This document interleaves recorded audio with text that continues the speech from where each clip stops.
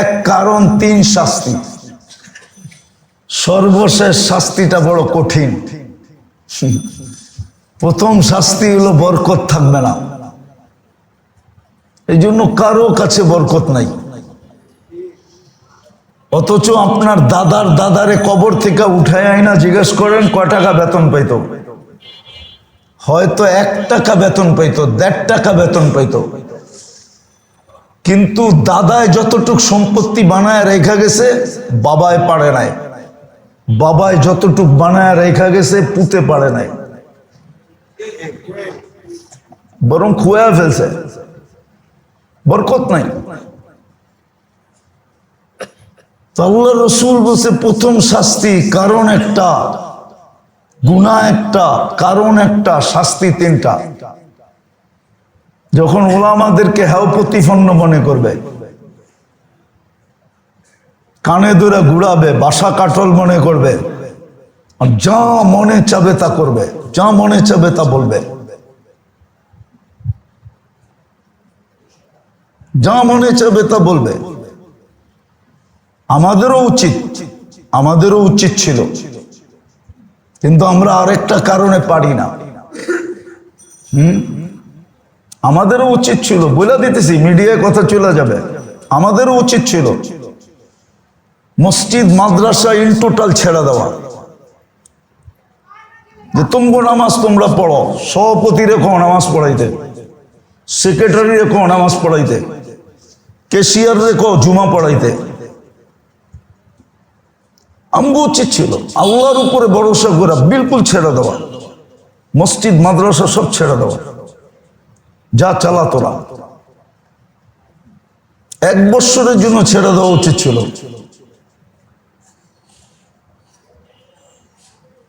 আর রোজা রাখা উচিত ছিল। রোজা রাখলে সারাদিনে 1 বেলা খাইলেই হবে, সেহরি পানি দিয়ে করে নিলে হবে। কিন্তু আমরা পারি না। আল্লাহর কাছে কি জবাব দিব? এই জন্য পারি না, নাইলে পারতাম। নাইলে এই দৃশ্য দেখতে হতো না। একটা জনসভার ভিতরে একটা লোক বলতেছে, ইমাম করে বান্দা আমারে পিটায়া তারপরে খবর দিও। অথচ কেউ কোনো নোটিশ নিতেছে না, রাষ্ট্র কোনো নোটিশ নিতেছে না, প্রশাসন কোনো নোটিশ নিতেছে না। চুপচাপ মানে সবাই হাততালি দিতেছে। সবাই মনে হয়, আপনারাও মনে হয় হাততালি দিতেছেন, যে মোল্লা তো আমাকে বেতনের গোলাম, জুমা না পড়ায় কই যাবে। এক কাহিনী শুনছিলাম, মসজিদ আলারা বেশি বাড়াবাড়ি করছে, কয় যে বেতন দিমু না, কই জন্যই তো আমি 1 মাস উজু সেরা নামাজ পড়াইছি।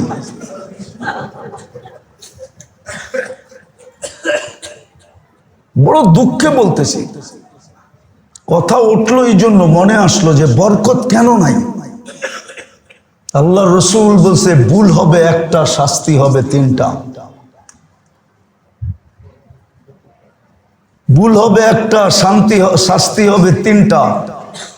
আল্লাহর শাস্তি এটা 100%, হারে হারে টের পাবে। এই জন্য বরকত নাই। কেউ কয় না আমার ঘরে বরকত আছে। বলতে পারবেন আপনি আপনার ঘরে বরকত আছে? আপনার কামাইতে বরকত আছে? পারবেন? নাই নাই নাই। আমার মনে আছে 2008-এ আমি ফ্রাঙ্কফুর্টে ছিলাম। আমার ইউরোপের সফর চলতেছিল, এক সফরে 25 দেশ। আমাকে এক আরব জিজ্ঞাসা করতেছিল, তুই কি করস? আমি বললাম আমি ব্যবসা করি। কতক্ষণ করস? না আমার নিয়মই ছিল, আমি জোহর পড়তাম তাঁতিবাজারে,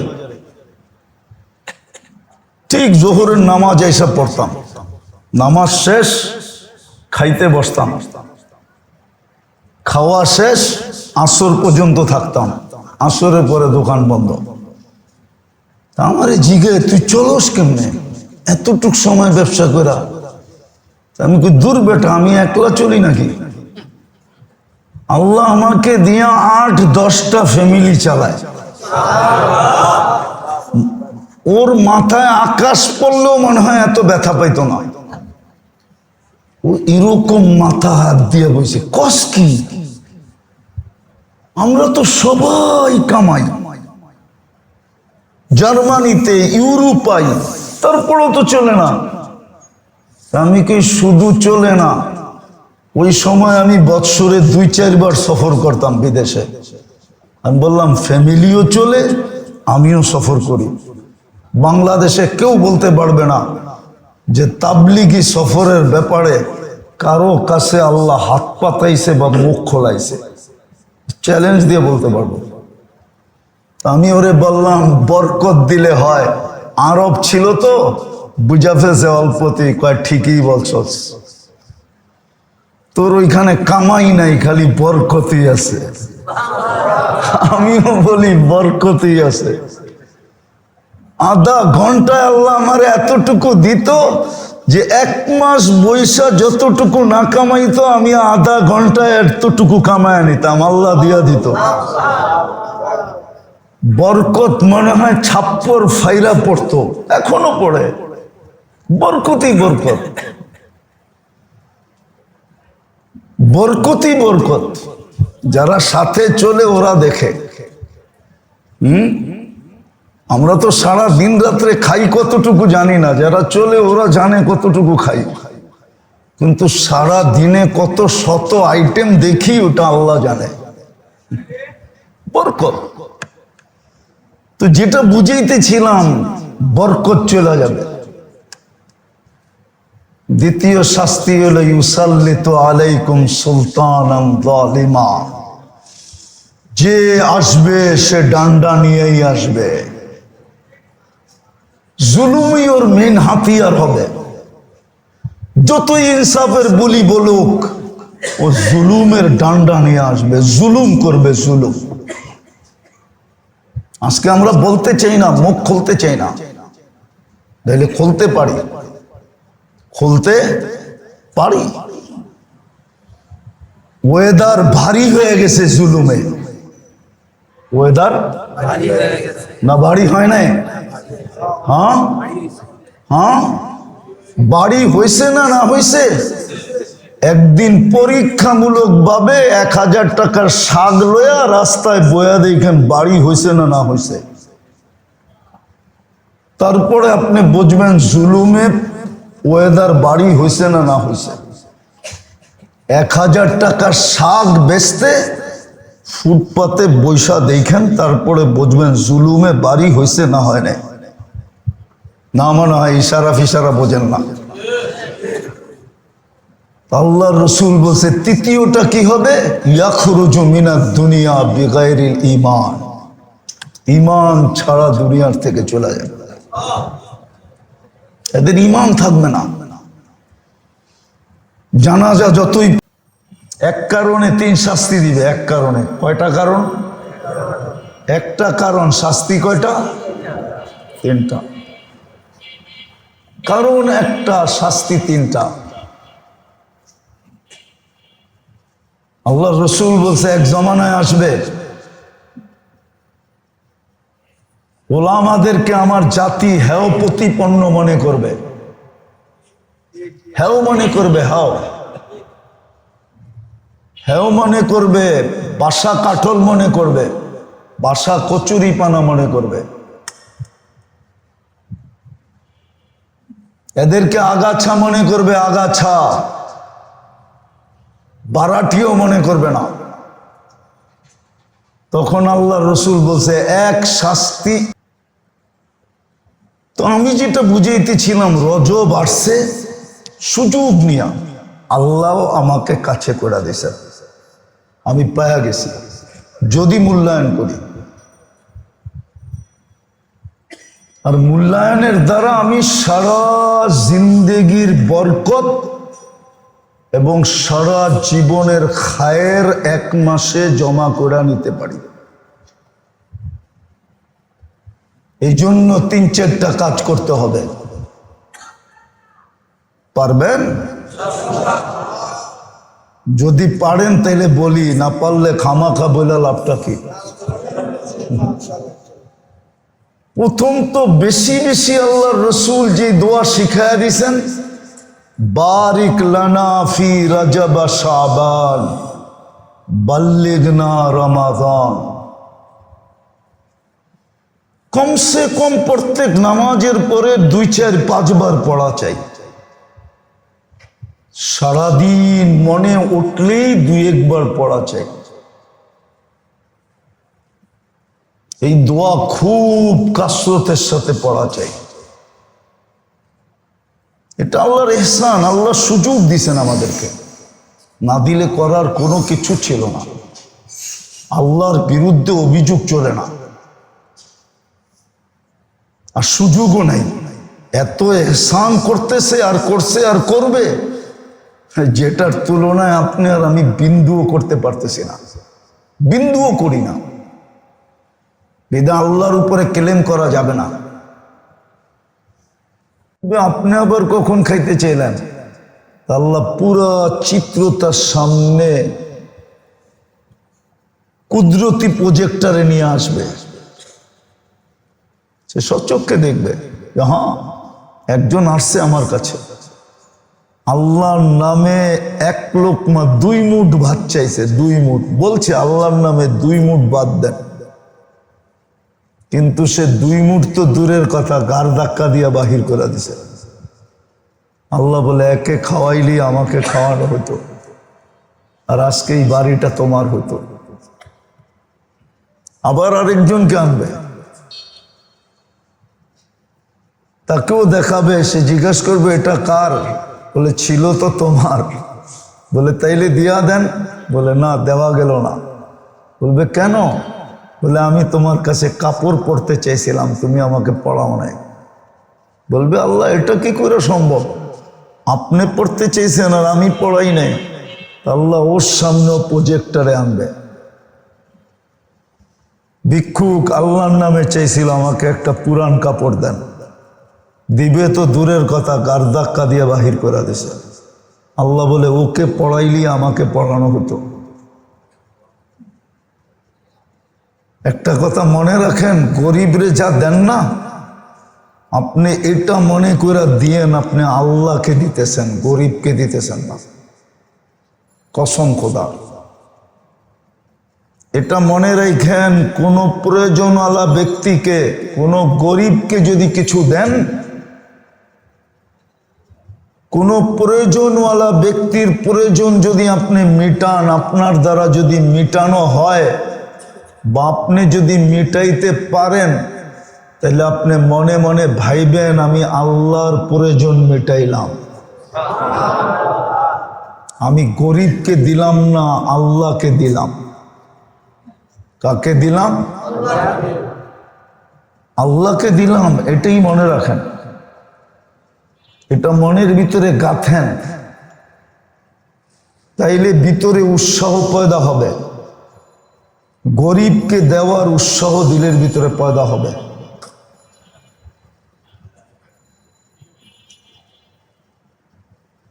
শুধু এক শ্রেণীর দিলে ভালোবাসা পাওয়ার আশা করেন না। এক শ্রেণীর দিলে ভালোবাসা পাওয়া, এটার নাম ভালোবাসা না।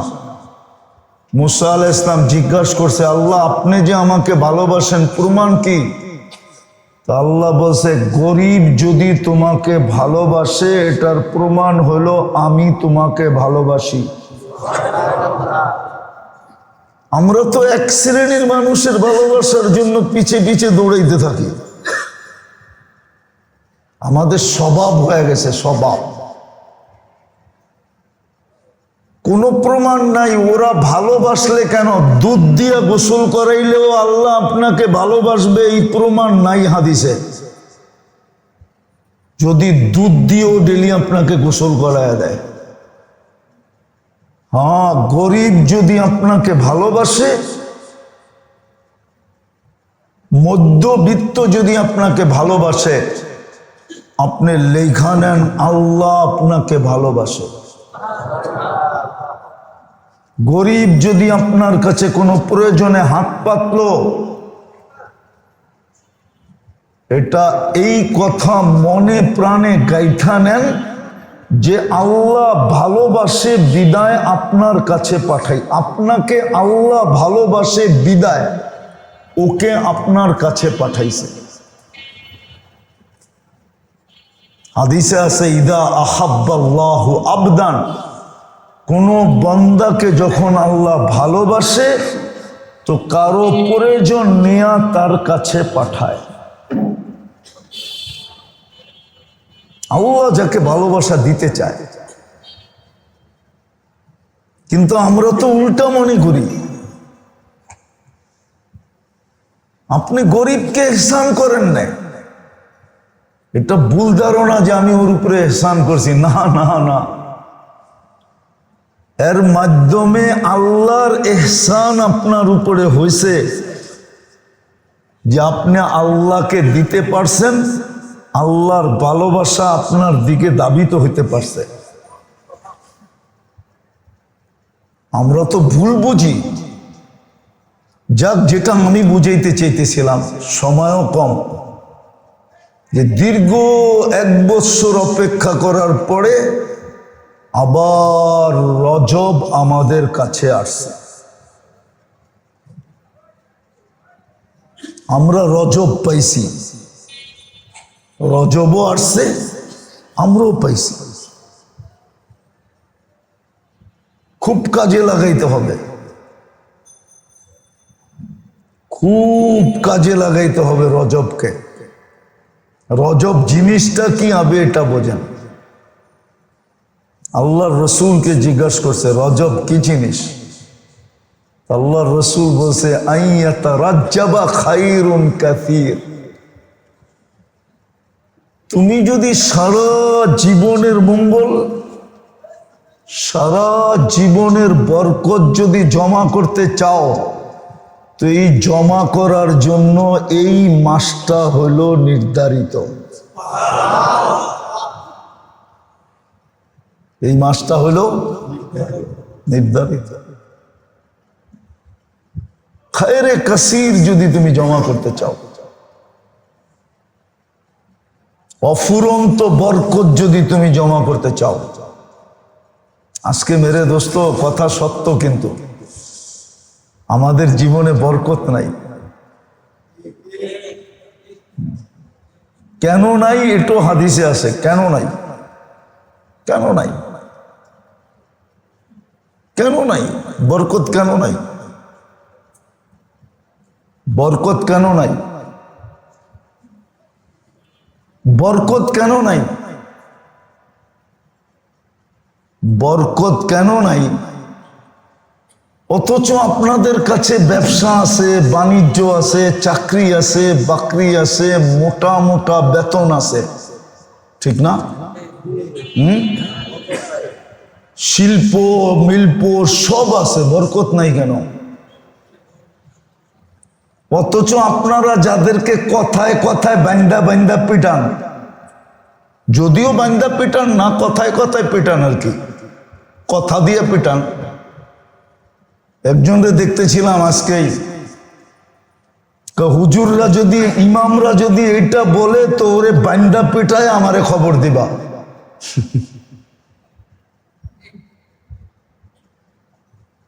অথচ আপনাদের মসজিদে ইমামতি করা, মুয়াজ্জিনি করা, আলহামদুলিল্লাহ ওদের বাড়িতে যতটুক বরকত আছে, আপনাদের গাল মন্দ শুনা, আপনাদের কানে ধরা গুরানি সহ্য করা, ওদের বাড়িতে যতটুক বরকত আছে, যদি জানেন তাহলে ডাকাতি করতে ওগো বাড়িতে যাবেন। বরকত ডাকাতি করতে, বরকত। টাকা পয়সা তো পাবেন না, হয়তো কোনো কোনায় খোঁচায় বরকত পাইতে পারেন। হুজুরের রাগ হয়ে গেল।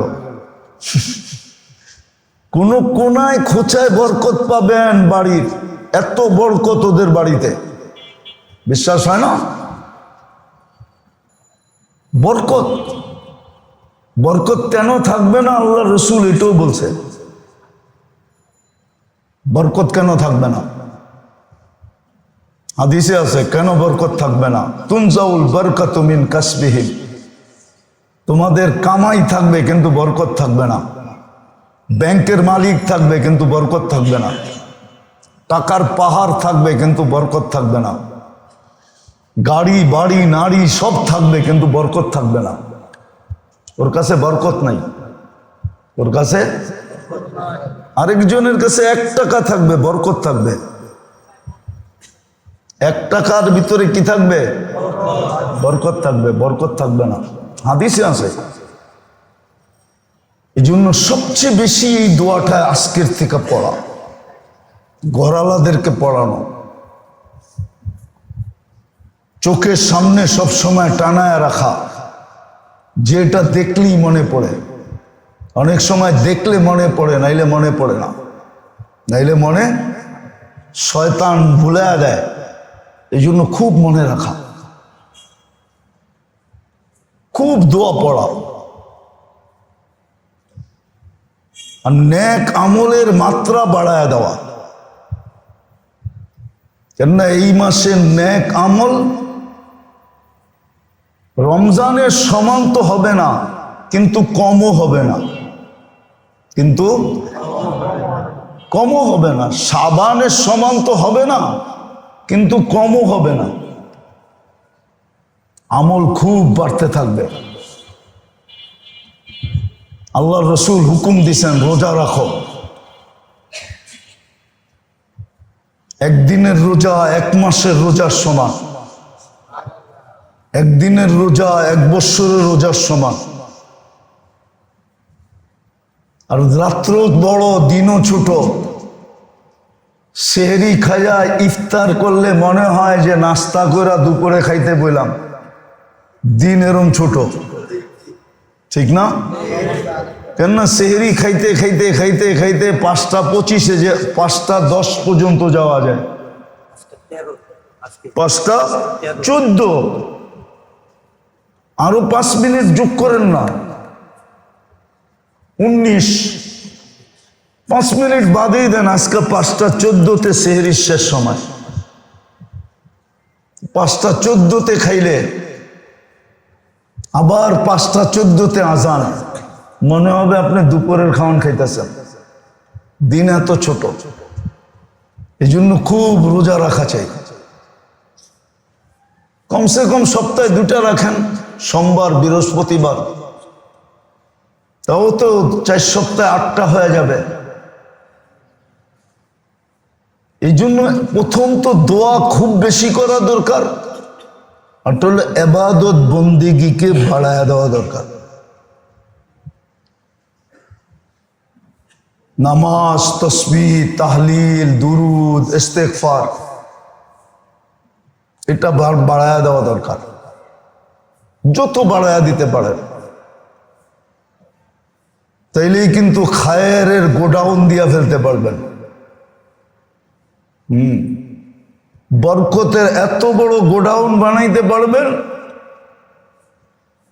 সারা জীবনের জন্য যথেষ্ট হয়ে যাবে।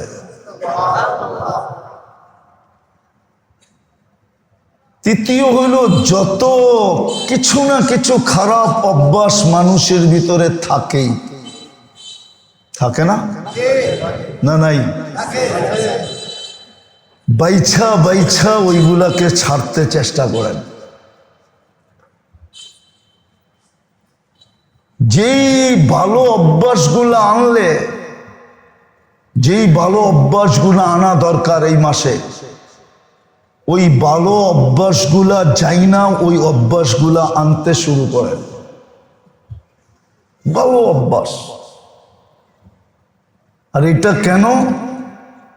যেন রমজানের প্রথম পর্বেই চাঁদ উঠতে দেরি কিছু লোক হবে, যাদের চাঁদ উঠতে দেরি, প্রথম নাম্বারে আল্লাহ তাদেরকে সবকিছু দিয়া দিতে দেরি করবে না।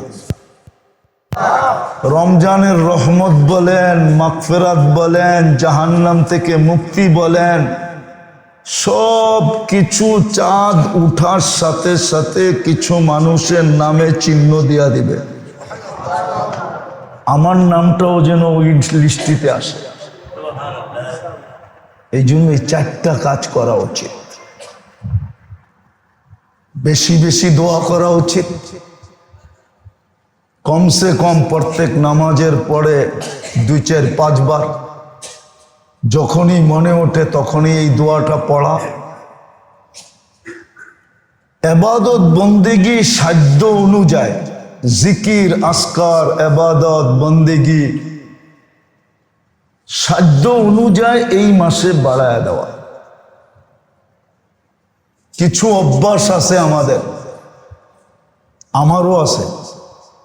দোয়া করেন আল্লাহ যেন আমাদেরকে মুক্ত করে এটার থেকে, কমসে কম 3 মাস মুক্ত রাখে। কি কি কন বলমু বলে বলামু? অহেতুক মোবাইল ঘাটা এটার অভ্যাস আমাদের সবাই আছে। প্রয়োজনে ঘাটলো, মেসেজ দেখলো, কোনো প্রসিদ্ধ খবর চলে আসলো ওটা একটু দেখলো, কিন্তু অহেতুক শুধু মোবাইল ঘাটা এটার স্বভাব কি? আমি বুজুর্গরও আছে। এই জন্য আমিও আপনার কাছে দোয়া চাইতেছি, আমি অস্বীকার করতেছি না, হয়ে যায় মাঝে মাঝে। আল্লাহ যেন কমসে কম 3 মাস এটার থেকে আমাদেরকে বাঁচায় রাখে। যে প্রয়োজন যতটুক অতটুক ব্যবহার করব, প্রয়োজনের বাহিরে যেন আল্লাহ আমাদেরকে এটার থেকে বাঁচায় রাখেন, অহেতুক কাজ থেকে বাঁচায় রাখেন, ফালতু কাজ থেকে বাঁচায় রাখেন। এরকম আরো কিছু হইতে পারে, আছে, ওইগুলার চিহ্নিত করা ওইগুলার থেকে বাঁচা। আর যেইগুলা করলে লাভ হবে ওইগুলা এই মাসের ভিতরে খুব মনোযোগ দিয়ে করা।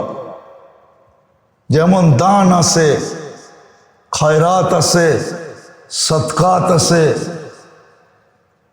জিকির আছে, আসকার আছে, আরো প্রসিদ্ধ জিনিস আছে, নির্দিষ্ট জিনিস আছে।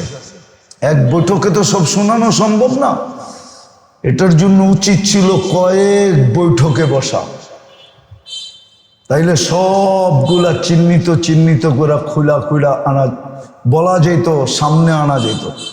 কিন্তু আমি মোটা বললাম, দোয়াটা খুব বেশি পড়া, ইবাদত বন্দেগীর মাত্রা বাহির করে দেওয়া।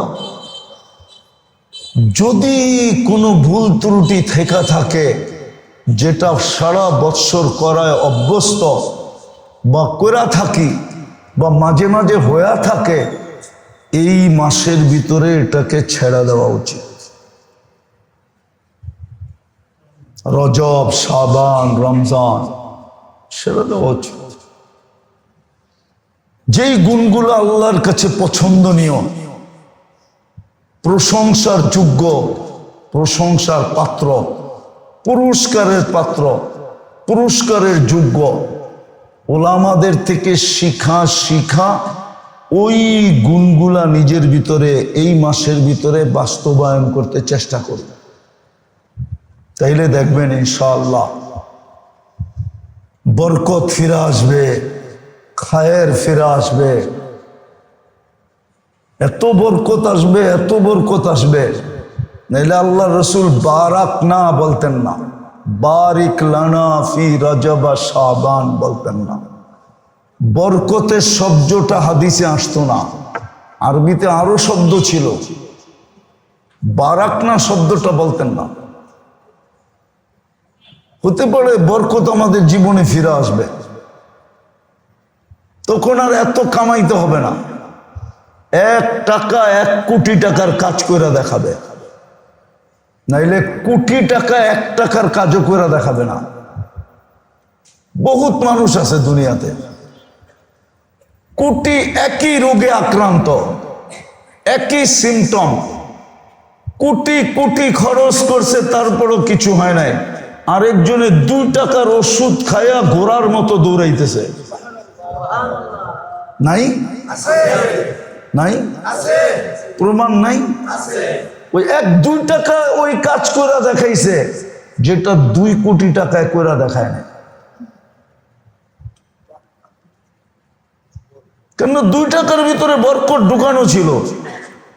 বরকত ট্যাবলেটের ভিতরে গেছে গা, ওই ট্যাবলেট ওর পেটের ভিতরে গেছে গা, পুরো শরীরে বরকত আয়া পড়ছে, এখন ঘোড়ার মতো দৌড়ায়।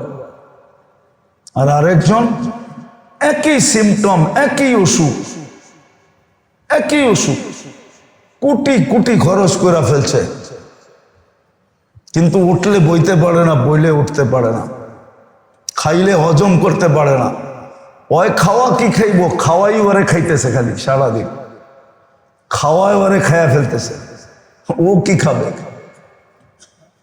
বরকত আসবে। পারবেন এই 4টা কাজ করতে? মনে থাকবে? সুযোগ কিন্তু হাতছাড়া না করে, বড় পস্তাইতে হবে। এটা আল্লাহর এহসান যে আল্লাহ এই মাসটাকে আমার দ্বারস্থ করছে, আমাকে এই মাসটার ভিতরে নিয়ে আসছে। তাহলে আল্লাহ পারতেন আপনাকে আমাকে আউট করে দিতে। আল্লাহ কারো মহতাজ না। এক হাদিসে আছে, এক হাদিসে আবার বললে তো সুযোগ পাওয়া যান কিনা এই জন্য বলতেছি না।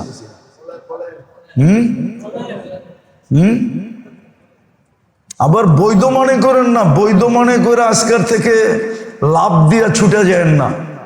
এক হাদিসে আছে, লাউ লাম তাযনাব লা আজআলু খালকান ইয়াজনাব ওয়া ইস্তাগফির। আল্লাহ বলে তোমরা যদি গুনাহ না করো তো এক জাতি বানাবো, ওরা গুনাহ করবে আর ইস্তেগফার করবে। কেন? মানুষ গুনাহ না করলে ইস্তেগফার করতে চায় না। তো গুনাহই তো করি না, মাপচামুকি, ঠিক না? আল্লাহর সুযোগ এটা। আল্লাহ আমাদের মহতাজ না, কোরআনে বইলা দিছে। আপনি ভাবছেন মুসলমানের ঘরে জন্ম দিছেন দিকে আল্লাহ ঠেকে গেছে? আপনি ভাবছেন উম্মতে মুহাম্মদী বানাইছে দিকে আল্লাহ ঠেকে গেছে? আল্লাহ বলে ইয়াস্তাবদিল কওমান গায়রাকুম। চোখ দিয়া দেখোস না 600 কোটি রিজার্ভে রাখছি। 600 কোটি কাফের যেটাকে বলতেছেন আপনি, ওটা রিজার্ভে রাখা, রিজার্ভ। বাংলাদেশের সৈনিক, ঘোষিত সৈনিকের সংখ্যার থেকে রিজার্ভ সৈনিকের সংখ্যা অনেক বেশি, যেটা কোনো দেশ সার্কুলেশন দেয় না। কোনো দেশ এটার তথ্য দেয় না যে রিজার্ভ সৈন্য কত। না, মনে হয় বোঝেন না। কোন দেশ এটার ঘোষণা দেয় না, শুধু রানিং সৈন্যটা দেয়, রিজার্ভেরটা দেয় না। আল্লাহ বলে রিজার্ভে 600 কোটি রেখা দিছি, 600 কোটি কাপের রিজার্ভে রেখা দিছি। বেশি তেরি করবি, ইস্তাবদিল কওমান গায়রাকুম, তো করে লাল কার্ড দেখায় দিয়া বের করে দেব। ইস্তাবদিল কওমান গায়রাকুম ফালা ইয়াকুনু আমসালাকুম, তোদের মতো নিমক হারাম হবে না, অকৃতজ্ঞ হবে না, কপাল পোড়া হবে না, হতবাগা হবে না। নতুন যেটি নিয়ে আসবো, রিজার্ভে রেখা দিছি 600 কোটি।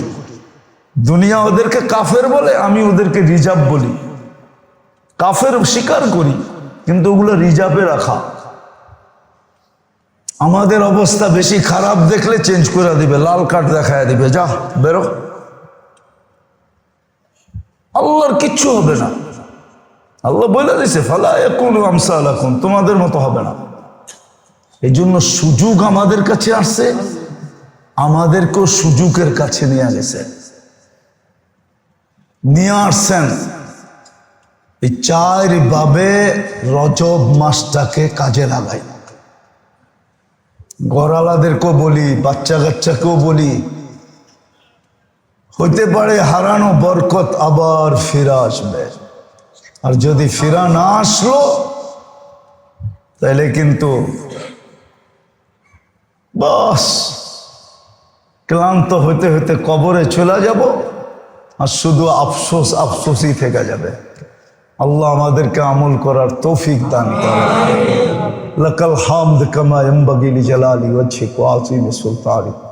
আয় আল্লাহ, আয় আল্লাহ, আয় আল্লাহ, আয় আল্লাহ, আয় আল্লাহ, আয় আল্লাহ, আমাদের এই আয়োজনটাকে কবুল করেন। যারাই শিরকত করে তাদেরকে কবুল করেন। কথাবার্তা যতটুকুই হোক মালিক, যেমনই হোক, কবুলিয়ত হয়ে গেলে সবকিছু পোষায়া যাবে, সবকিছুর জন্য যথেষ্ট হয়ে যাবে। আপনি আমাদেরকে কবুল করেন, এই আয়োজনটাকে কবুল করেন, আয়োজকদেরকে কবুল করেন। এরা যারা এখানে আসে এদেরকে কবুল করেন, যারা এখানে বসে এদেরকে কবুল করেন। এই মাটিটাকে কবুল করেন, এই মানুষগুলাকে কবুল করেন। আমরা শুধু কবুতিয়তে লালায়িত মালিক, আপনি কবুল করেন, আপনি কবুল করেন। আমরা কবুলিয়তের লালায়িত মালিক, কবুলিয়তের লালায়িত। আপনি আমাদেরকে কবুল করেন, আমাদেরকে কবুল করেন। কবুল করলে আর আফসোস থাকবে না মালিক, আপনিই তো জানেন কবুল করলে আর কোনো আফসোস থাকবে না। যতই কিছু বলুক না কেন, যতই কিছু শুনি না কেন, যতই কিছু দেখি না কেন, আপনি কবুল করলে আর কোনো আফসোস থাকবে না। আর যদি কবুল না করেন তাহলে আফসোসের সীমাও থাকবে না। এই জন্য কবুল করেন, কবুলিয়ত নসিব করেন।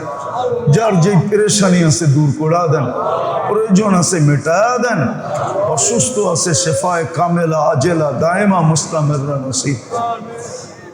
আমার দেশটাকে হেফাজত করেন, আমাদের দেশটাকে হেফাজত করেন, আমাদের দেশটাকে হেফাজত করেন।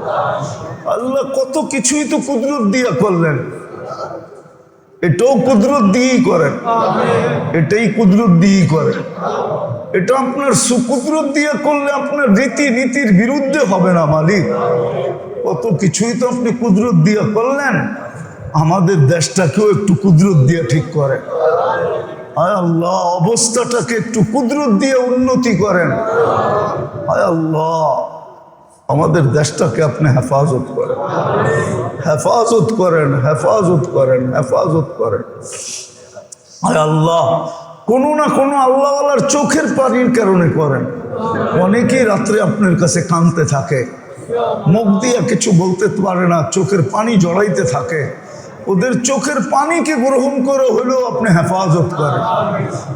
এই কুসংস্কৃতির থেকে আমাদেরকে বাহির করেন, এই অবস্থার থেকে আমাদেরকে বাহির করেন।